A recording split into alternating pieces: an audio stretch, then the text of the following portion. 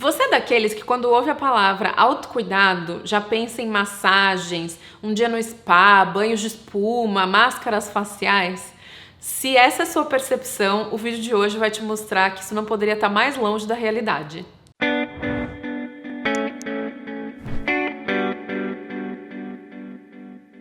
Oi gente, se essa é a sua primeira vez aqui no canal, eu sou a Feneuti e esse é o Feliz com a Vida.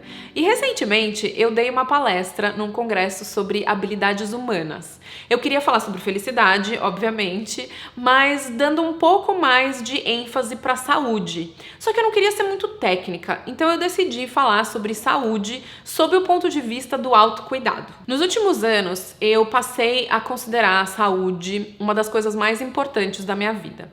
E sem contar que ela também é um pilar muito importante para o nosso bem-estar, né, o de todo mundo. E não dá pra gente ter um estilo de vida saudável se a gente não aprender primeiro a apreciar e a priorizar o autocuidado. O problema é que quando a gente está ocupado demais, com várias coisas acontecendo ao mesmo tempo, muito trabalho, a primeira coisa que a gente deixa de lado é o autocuidado. Isso acontece porque os efeitos da gente deixar de lado a nossa saúde e o nosso bem-estar, eles não aparecem no curto prazo.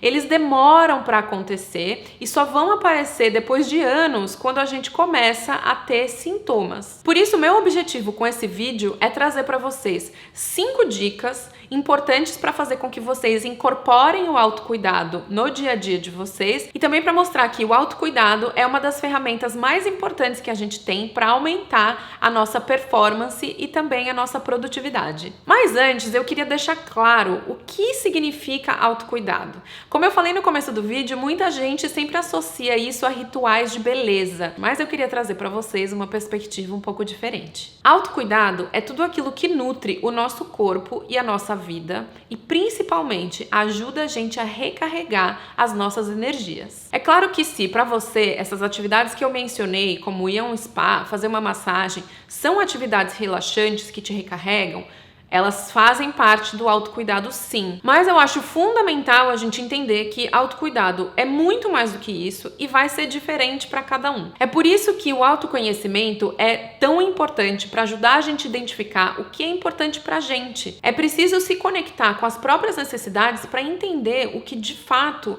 vai fazer com que a gente se sinta renovada, energizada, com as baterias recarregadas. É quando a gente se sente dessa forma que a gente atinge o nosso nível mais alto de performance. E isso vai gerando uma espécie de efeito dominó positivo em várias áreas da nossa vida.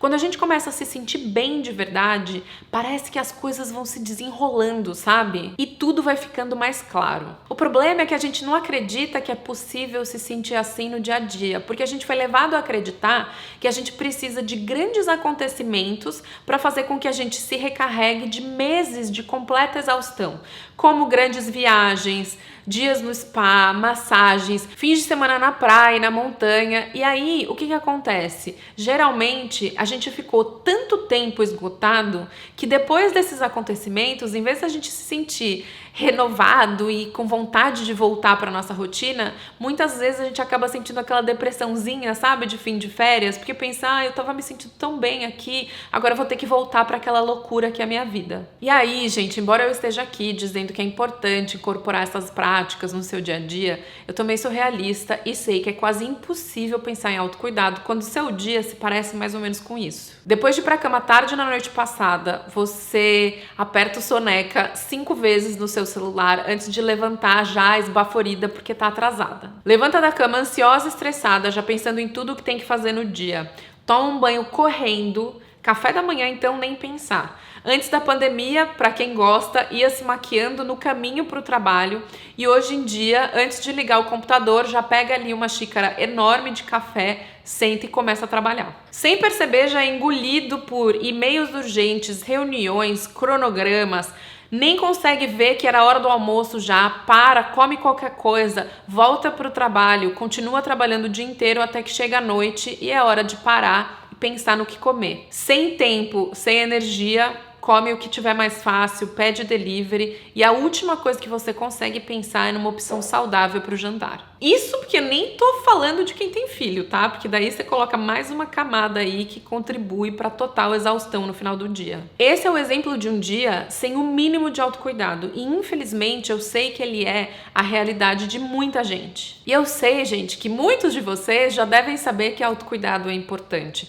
que adorariam ter uma rotina um pouco mais estruturada, um pouco mais de tempo de manhã para não começar o dia tão esbaforido. Então hoje eu quero dar para vocês 5 dicas para que vocês consigam incorporar pelo menos um pouquinho de autocuidado no dia a dia de vocês. Então a primeira é identificar o que é autocuidado para você. Então se eu te perguntasse aqui de bate-pronto, você saberia me dizer quais são as atividades que fazem você se sentir relaxado, focado no presente, com as energias renovadas e feliz? Parece uma pergunta simples, mas muita gente não sabe responder, sabia? Agora, se você é do time que sabe quais são as atividades que te fazem sentir dessa forma, qual é a frequência com que você faz essas coisas, com que você incorpora isso no seu dia a dia, ou na sua semana, ou no seu ano? Então eu queria deixar um exercício para vocês fazerem depois que vocês terminarem o vídeo, que é escrever 5 coisas que faz vocês se sentirem dessa forma, relaxados, felizes e que sejam facilmente incorporadas no seu dia a dia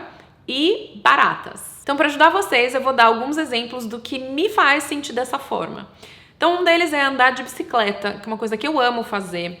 Cozinhar refeições saudáveis e principalmente montar pratos bonitos. Fazer uma escovação no meu corpo a seco, que foi uma prática que eu comecei a fazer nessa quarentena e que me leva 5 minutos e faz com que eu me sinta muito melhor. Passar pelo menos 15 minutos na cama com meu marido de manhã quando a gente acorda. Nem que eu precise acordar 15 minutos antes para poder fazer isso. E por último, é estar com pessoas que eu gosto. E aí, como agora a gente está impedido de estar com as pessoas pessoalmente, eu faço isso mesmo que seja virtualmente. Agora eu queria que vocês acrescentassem a essa lista 3 coisas que não são facilmente incorporadas na rotina, que são realmente especiais, mas que fazem a gente muito feliz. Então as minhas são viagens, restaurantes especiais mesmo, aqueles que você vai, prova vários pratos, comidas diferentes e tal. E massagem, eu amo fazer massagem. E aí, com essa lista em mãos, eu queria que vocês percebessem o quanto é importante a gente ter coisas simples incorporadas ao nosso dia a dia que fazem a gente se sentir bem. Porque imagina se as únicas coisas que me fizessem se sentir recarregada fossem essas 3 especiais. No momento de pandemia, eu estaria ferrada, né? Porque eu não podia viajar, eu não podia ir em restaurante, não podia ir em spa. Então, essas coisas do dia a dia foram as que continuaram me mantendo feliz nesse período tão difícil. 2. Entenda que autocuidado deve ser uma prioridade. Você só vai conseguir dar o seu melhor, seja profissionalmente, seja o seu amor, a sua empatia pelos outros, quando você estiver se sentindo bem, física e emocionalmente. E aí eu te pergunto de novo, quando foi a última vez que você sentiu assim completamente renovada, assim, cheia de energia? Nós mulheres, principalmente, a gente sente muita culpa quando a gente decide tirar tempo para se cuidar. E para os homens é uma coisa que muitas vezes nem passa pela cabeça. Primeiro, por estar muito associado a procedimentos estéticos, eu vou dizer. E segundo, porque parece que autocuidado é perda de tempo, que você poderia estar investindo esse tempo em fazer algo mais produtivo. Só que se cuidar, gente, não é egoísmo e não é perda de tempo, é fundamental para nossa vida. Eu diria que é essencial. A gente vive numa cultura que glorifica essa coisa de estar ocupado, né? Você viver na correria é quase um sinônimo de status. E a gente precisa aprender a se permitir se cuidar. Porque quando a gente tá bem, a gente é mais produtivo. Então, autocuidado é uma ferramenta para produtividade. Mas também não é para transformar isso em mais uma coisa na sua lista de atividades, sabe? É algo que precisa ser natural. E só vai ser dessa forma quando você incorporar essas coisas à sua rotina, fazer com consistência e de forma que faça você se sentir melhor de verdade. Com o tempo, isso vai se tornando natural e você vai acabar percebendo os benefícios disso na sua vida como um todo. 3. Coloque essas atividades no seu calendário. No início é muito difícil a gente arrumar tempo para se cuidar, a encaixar coisas no nosso dia a dia que vão favorecer o nosso bem-estar. Por isso é tão importante a gente escolher um momento do dia e colocar isso no calendário mesmo. Faça disso um compromisso real.